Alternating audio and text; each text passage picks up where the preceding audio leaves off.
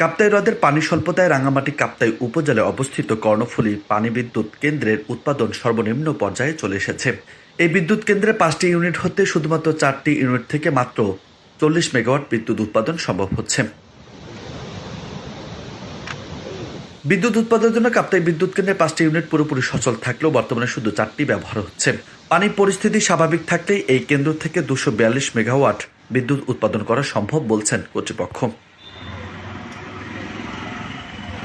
Rule card অনুযায়ী এই মুহূর্তে কাপ্তাই লেকে পানি থাকার কথা 92.20 ঘনফুট পিএনসি, কিন্তু লেকে এখন পানি রয়েছে 88.54 ফুট এমএসএল। সহসা বৃষ্টি না হলে কাপ্তাই লেকের পানির স্তর আরও নিচে নেমে যাবে, তখন হয়তো একটি ইউনিটও চালু রাখা সম্ভব হবে না বলছেন কর্তৃপক্ষ।